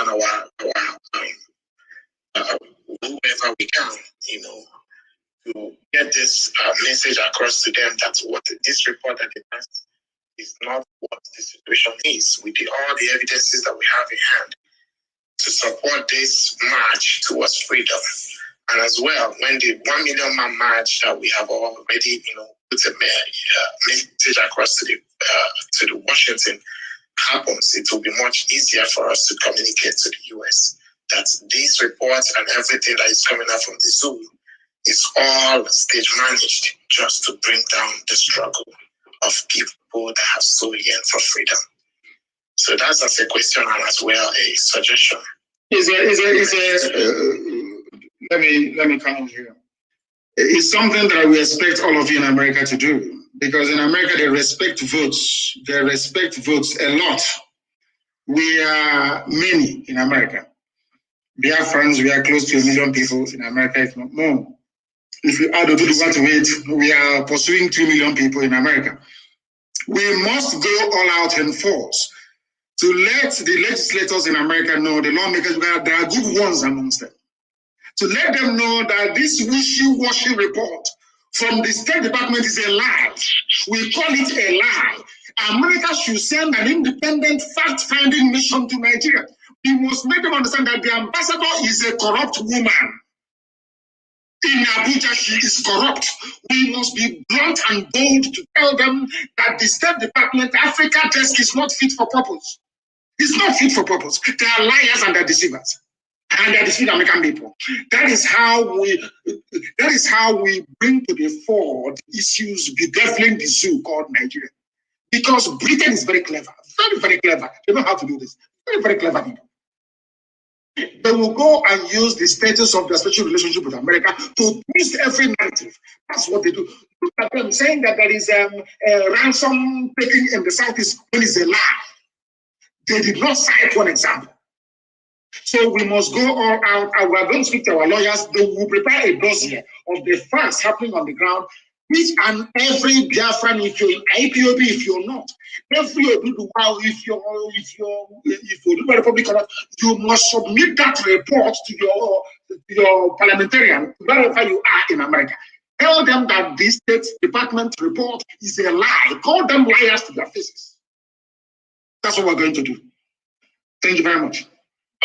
Thank you, Mazi. Mazi, one more question, please.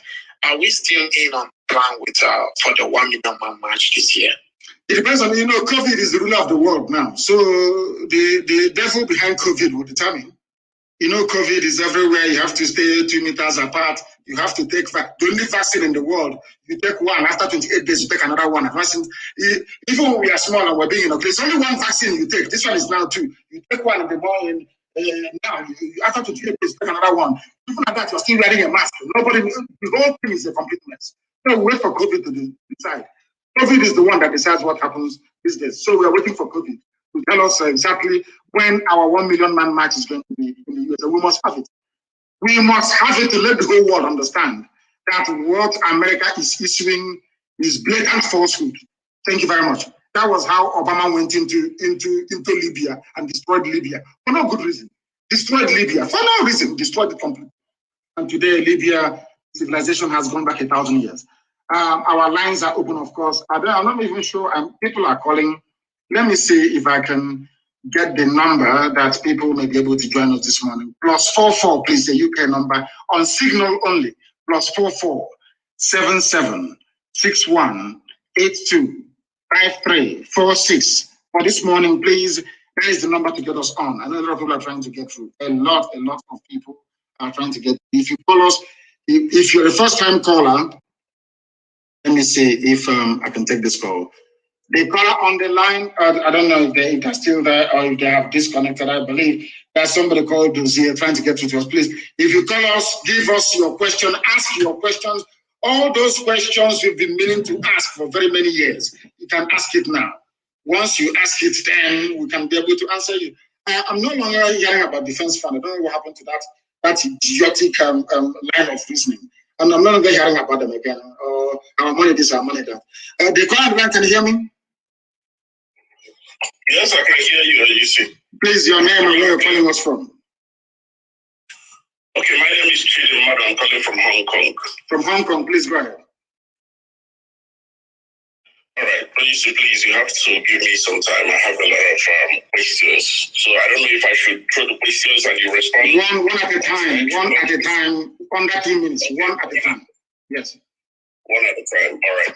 Well, first and foremost, I want to greet you. I want to thank you because whatever they said that you are, the people that said that you are a criminal, that you are this, you are that, all our enemies fighting you, I tell them that's exactly what you are, because if you don't have those qualities, there is no way you could have faced people like Rita the Bob and all these people from all these years and still sustain, and IPOB still stand today and they're still doing wonders. So I greet you so much. We are together when you were in Hong Kong in 2015 before you were kidnapped by the zoo. Yes. Now, please, my first question is this. Where should I start? Well, let me start by capitalism in America. I'm talking about when Biafra is restored. Capitalism is a very wonderful thing, but it has become a monster in America. It's about to swallow the whole world. You understand what I'm saying? I don't want to mention names about people that are doing whatever they are doing. Now, how we checkmate it in Biafra to make sure that it doesn't become the monster that it has become in America? Should I throw more questions or you want to address this? I want to address this. It's very simple. If you look at the model they run in our land, we have the perfect balance, the perfect mix. Capitalism is about private ownership of property and to an extent profiteering, which means you do your business and depending on the forces of demand and supply, you can either fall or you stand. So we're going to run a laissez-faire economy. We're going to run capitalism in Biafra because it's been there from time. People have been owning properties privately. But we also have communal land, if you have forgotten. We also have land that we own as a community. So nothing is going to stop us from also doing communal stuff. Basically, it's getting the balance right. If you go to Switzerland, it's there. Everywhere you have private sector participation, you also have state sector participation as well, or partnership that will help us move forward. We are going to get the blend right. Don't worry about that. We're not going to have this rampant, should I say, unconscionable capitalism where people will now build roads and charge us however much they like. That's not going to happen. The state will still participate in certain areas or aspects of our life, but in the main, we are going to be a capitalist economy. Next question, please. All right, thank you very much for that, sir. I will take my time and listen to it again when the broadcast finishes. The next question is this: you said that there will be no guns in Biafra land. That even the police will not have guns. That we're going to run a society that will be gun-free. Yes. In order to constitute a society free of guns and peaceful. Yes. But Let me remind you that in those days of during the time of Hitler, Hitler couldn't invade Switzerland because most of the citizens have guns. What if we have a kind of who knows, we are doing it for the best, as in what we think that is the best for our people now, but something might arrive tomorrow or something might come up tomorrow that will rebel against the people or be a threat to the people, that the people have to defend themselves, that their governments may be kidnapped or hijacked. You don't know what will happen tomorrow. Is it not better for every citizen to be mandated to have a gun with certain rules than to be defenselessly hoping for our government to defend us? What if something goes wrong in the future that will warrant that the citizens have to stand up, just like the situation that we find ourselves now? Now, yes, in a normal situation, when the zoo Nigeria breaks up, to the east, we are going to have our Amazonian brothers to the east. To the west, our Oduduwa brethren. To the north, we are going to have the Middle Belt or Kwarafa Kingdom, or whatever you call it. Even if you look at the history of Africa, we are not known for invading each other because we are tribal beasts by nature. We don't go outside the boundaries of our tribe to go and invade somebody else. Nobody's going to come to invade us unless Britain wants to come by air to invade us or to come by sea. So I do not see any external aggression per se, bedeviling Biafra. I may see foreign invasion. The reason being why we cannot have guns everywhere is this, is because we're a bit funny. Our people, we're a bit funny. If we have a police with gun running all over the place, the same zoo mentality will go into us. But we are going to have compulsory military training for every citizen. If you want the model that I would prefer, look at the Israeli model, for instance. When it comes to setting up our defense, we are going to adopt the Israeli model. Everybody's going to be trained. Once you live in the outlining areas where there are probable threats, then everybody will be armed. But inside, nobody's going to be armed. That's what I'm saying. Only those who are legally required to do so, because we don't want dictatorship in Biafra land. I don't want tomorrow, maybe you become the prime minister of Biafra, you send troops to go to Ikotep and open fire. It's not going to happen because there will be no troops to send there to go and open fire on anybody. That is why they cannot have guns. But in all our outlining military posts, our garrison, in all the garrison towns, of course, there are going to be guns. Our armies will be well equipped. But we are going to have more in reserve than the regular army. Exactly, is a good thing you mentioned Switzerland. In terms of the response of the populace, we have the Swiss response, yes, where everybody is trained to have a gun, but they are not. We have armories where citizens can go in and take guns once we are under threat. If you are not under any external threat, then it's not going to happen. But if anybody thinks they're going to be the prime minister of Biafra and you issue order, when people are protesting, you issue order, I shoot them, police barricade, all that rubbish will not happen.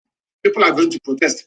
If they're angry enough to burn down the government house, so be it. It is the duty of the government to listen to the people, not the people to listen to the government. It's not going to happen in Biafra land.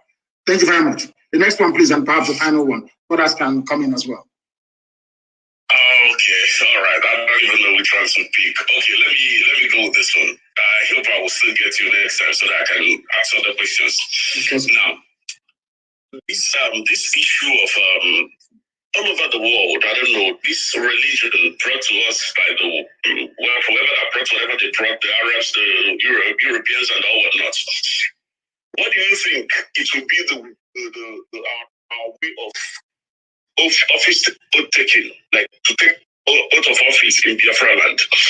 In my own opinion, I would prefer that we will use our ancient take out of office in Biafra land, because this Quran and this Bible have failed us in Africa, that everyone take out these things and still go back looking to be as corrupt as they can be. But I think with our ancient Ofo, and every clan in Biafra land knows what Ofo is. I think with our ancient Ofo, it will work for us better for them to be honest in their offices. Let me add one thing so that you can address both of them, please. I would think that in Biafra land there should be limits to office, as in including parliament, because when people say in parliament or in their senatorial or whatever offices that they say too long, they start to build cabals that will make them to become very powerful and become dangerous to the people. Do you think that we should have time limits, at least 2 times, even parliament or any position at all that you will not? Anything you have, I'll start with the last one. Anything you have in any office you occupy, 8 years is the maximum. After that, you get away from there, another person will go in. And after becoming, let's say, a district head or a governor, so to speak, you can no longer contest to become a parliamentarian. It's not going to happen. It will not happen. Once you serve, you've served. That thing you want to do, be it within 8 years. After 8 years, you get out, another person will go in. Simple as that. There's going to be a time limit. All this cabal building and all that rubbish. That's why anywhere I see it in IPOB, I dismantle it. There can never be any cabal in Biafra land.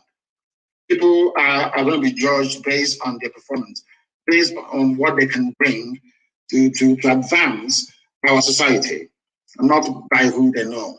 That is very, very critical, please. And I hope that is very clear. And regarding the oath taking, we are not going to impose any. Something of faith and religion is very deep. It has divided man from the beginning of time. People can decide to take an oath with whatever they like, but one thing I'm happy about is that we all believe in God Almighty, the creator of the heavens and the earth. Everybody believes in God. And our oath taking will be done in the name of God Almighty in heaven. Thank you very much for that. Thank you very, very much.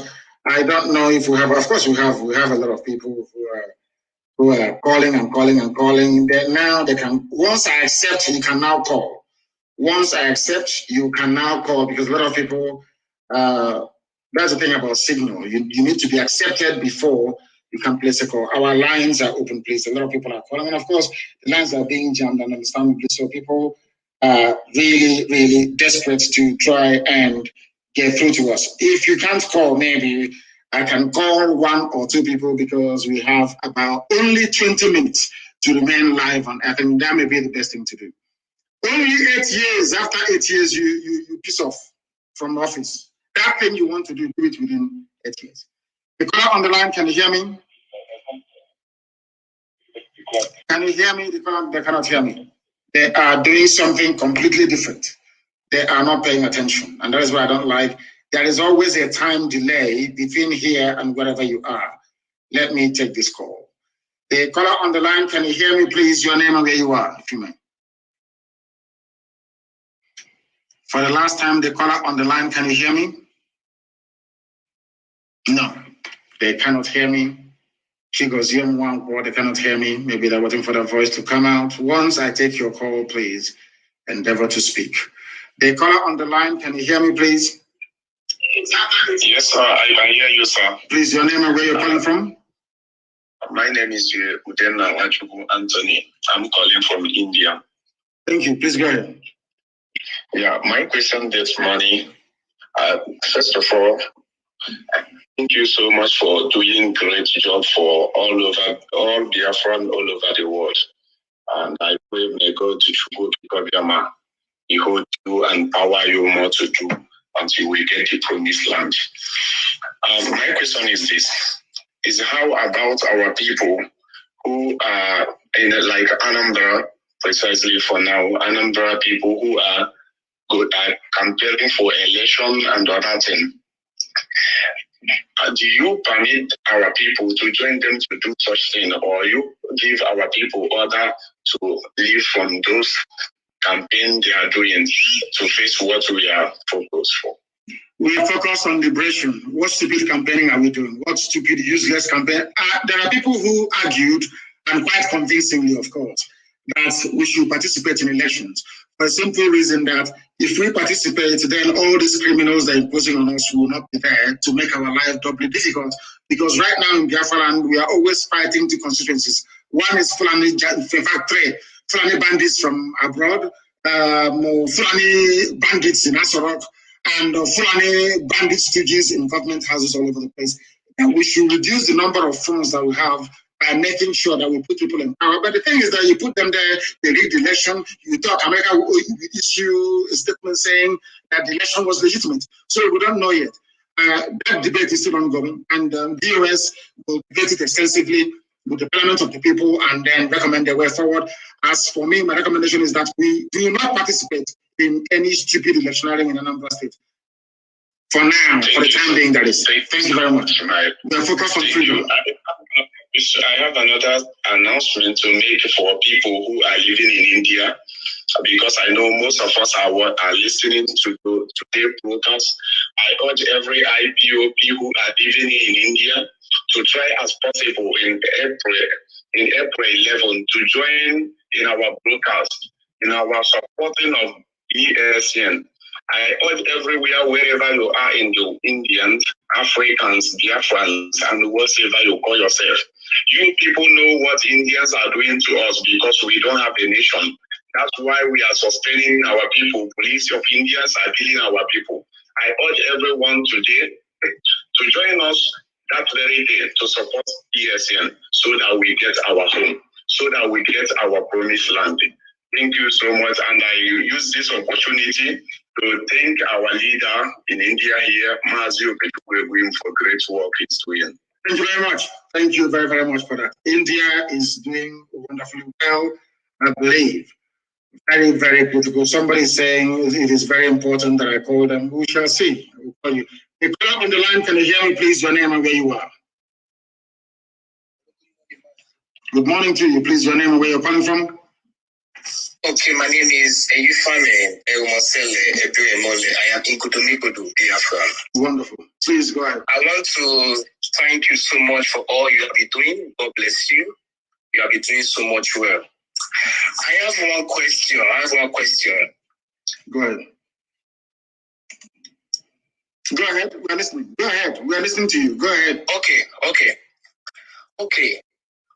Yes, we are going. Yeah, I can hear you. My name is Eyufame Erumosele Ebiemole. I am Ikudu Biafra. I said, talk to me through the phone. Don't talk to me. Listen, talk to me through the phone, not through your listening device, because there's a delay. The speed of sound is about 800 something odd miles per second. So I'm very, very far from you. Before you can hear my voice on the system, it will take a few seconds. Whereas on the phone, it is direct. As you can hear me, the world is hearing you. Please go ahead and say what you want to say. Okay, we are going to have a referendum. And in Kutumikudu, we are kind of divided. Some say they want Biafra, and some say they don't want Biafra. So, what if those? Go ahead. Can you hear me? His line is breaking. Yeah, go ahead. Sure, I can say, like those of us that want Biafra. Yes. What if the votes that doesn't want Biafra is more than those of us that want Biafra? So now Biafra has been restored. Are we going to have a new Ikutumikudu in Biafra land? Since we are divided. Some say want Biafra, some say they don't want Biafra. So those of us that want Biafra, we're going to live in Biafra and form our own Ikutumikudu and leave our borders behind. So that's my question for this morning. Then I'll answer it this way. You campaign and you go to referendum and it goes, the majority says they don't want Biafra. Then Ikutumikudu will not be part of Biafra. Because the majority will always carry the vote. It's one man, one vote, one woman, one vote. If that is it, it is your responsibility and duty to campaign. That is where you have a campaign to win more people over. But I do know that if there is a referendum today, people will opt to come, Ikutumikudu will opt to come with Biafra. I know that for sure, because they know that Biafra is the light of Africa and indeed the light of the world. They want to come with Biafra, of course. So don't be too despondent. But in the case where Ikutumikudu turns to and says they don't want Biafra, then we have to respect the wish of the people. Whatever they want is what we're going to give to them. Then people like you can now migrate towards the same Edo. I think Ibuakre is naturally Biafra anyway, which is Ebanke. Then you move slightly to Ebanke to be part of us. Okay. As simple as that. And I'm sure Ubiaja, which is Eshan, will come with Biafra anyway. Yes, so you're talking about the main Bini Kingdom itself, inside Bini City. Bini Kingdom itself, inside Bini City.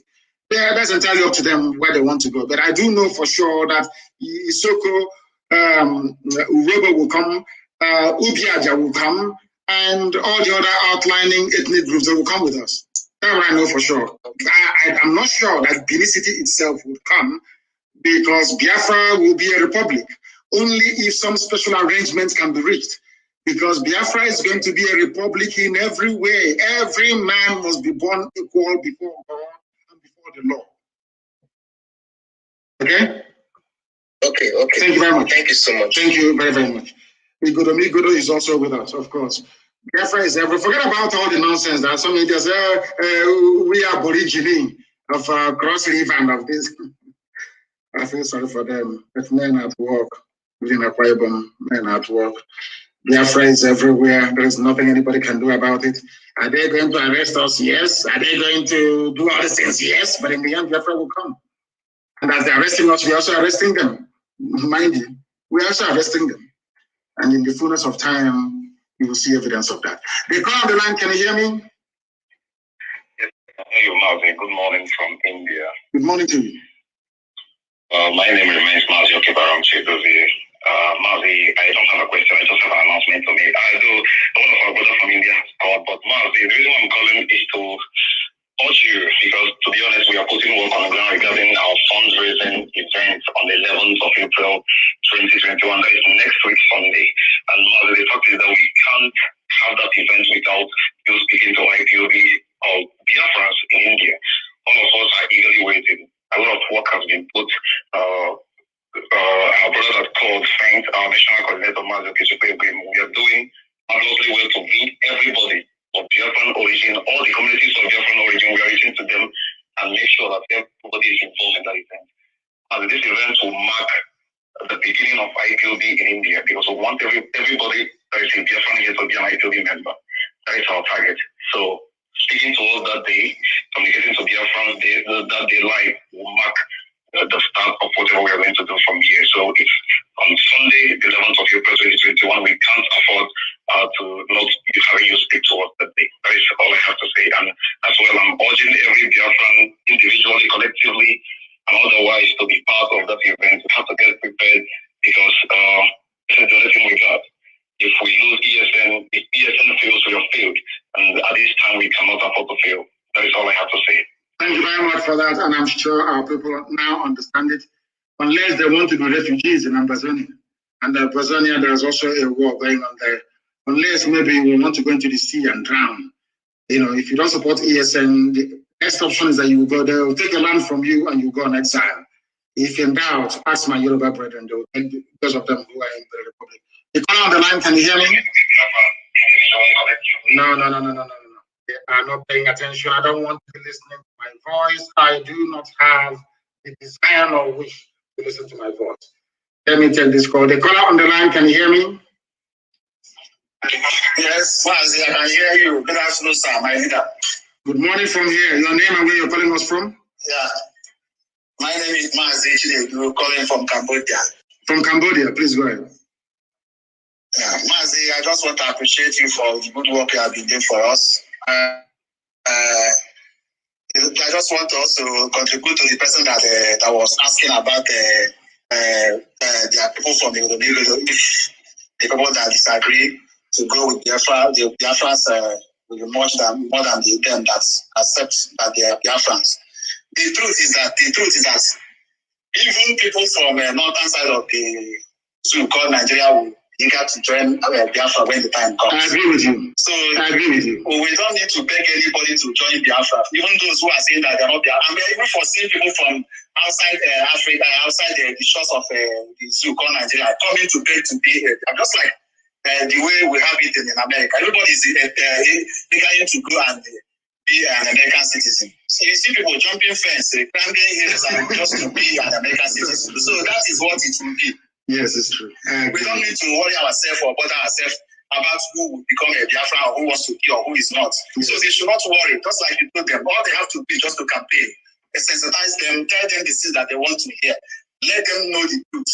On that day, if they say that they are not Biafra, let them be. At a time, they will still get to become a Biafra. So we are not begging anybody. So thank you so much for having you allow yourself for God to use it to manipulate our people. So we will be praying for you, and we're also praying for ESN, and we're also praying for those unknown government who are making us proud, even though they are attributing their and work to ESM, which we know that those are fantasy. They are just making up things that are not worthy to listen to. So that is my contribution, MAZI. Thank you and God bless you. Thank you very much and God bless you. You even answered the question more than myself. You answered the Godomi referendum question better than I did, and I thank you for that.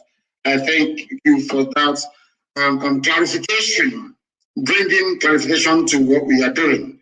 I have a caller on the line, please. Your name and where you're calling from.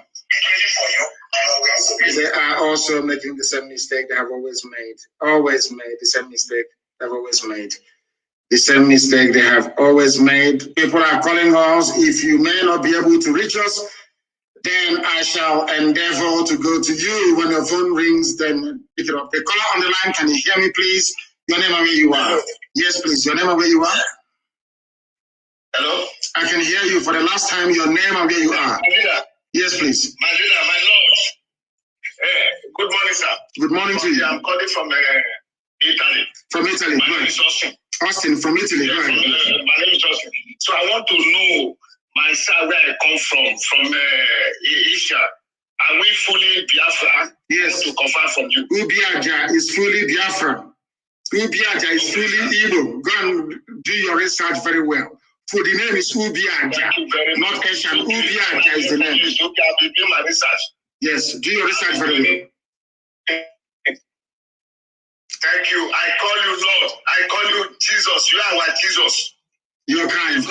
Thank you very much. Thank you. Thank you very, very much.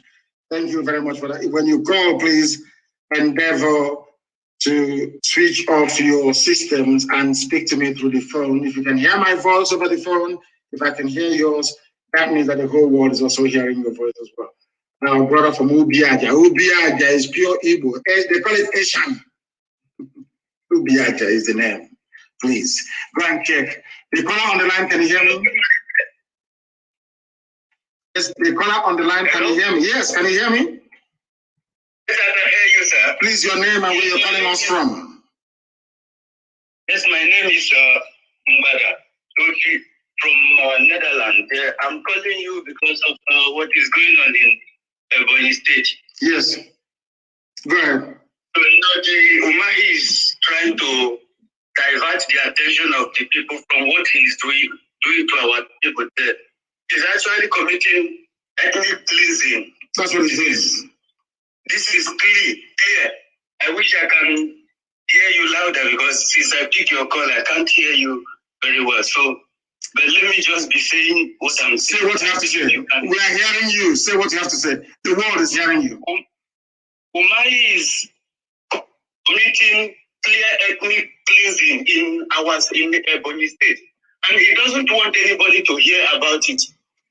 Even the first time that Channel Television went to cover the news, he threatened them. In fact, he arrested many of them. He don't want anybody to hear about what he's doing in Ebonyi State. He connived with the local government chairman there, Mr. Or somebody, to do the job, and they are doing it. He's even importing many thugs from Ondo and some part of Hausa to come and clear the people. The people are called the Zar people. So, and yes, and he has failed. My dear brother, he has failed. He has failed. I hope he is not the one behind that Fulani thing that just happened, because there was never a Fulani attack, such attack before. Only now that there was a pressure for him to stop this genocide, that they know that he have a hand in that ethnic cleansing. The international community was pressurizing him last week. He doesn't know where the pressure was coming from. All of a sudden, we heard that Fulani just went and attacked. So, but thank you for all the whole thing you do there. I know and I recognize that you defended our people there.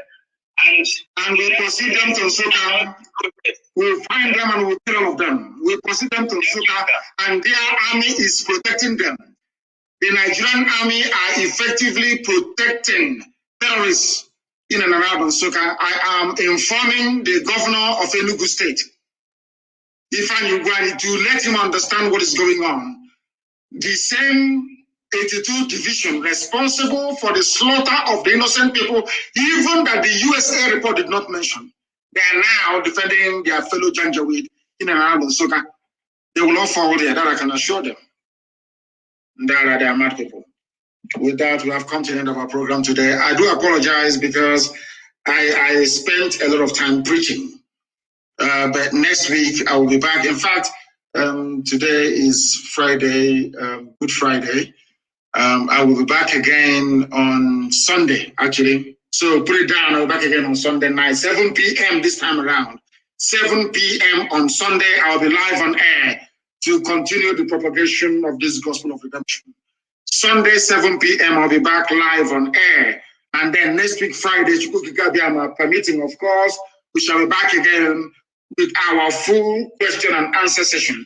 I'll be back on Sunday. Please note it down everywhere. Our media, especially, note it down. I'll be back again on Sunday.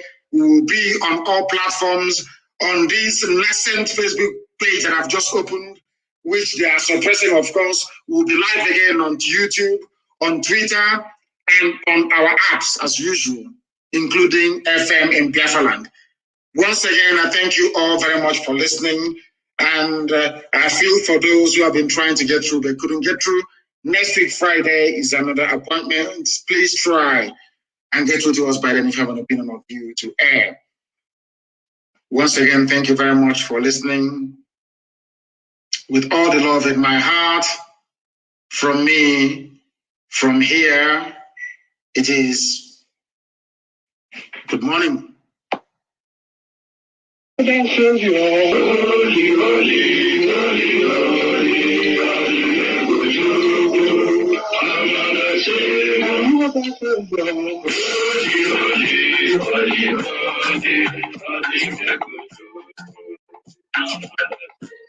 Well, this is PM. This is dedicated to the gallant heroes of the Nigerian Biafra War and IPF families all over the world. I remember the Nigerian Biafra War. In the thickness of the Biafra genocide. Hey, what my river the Spanish ship up to life. Let the baby come me the fight. And they were singing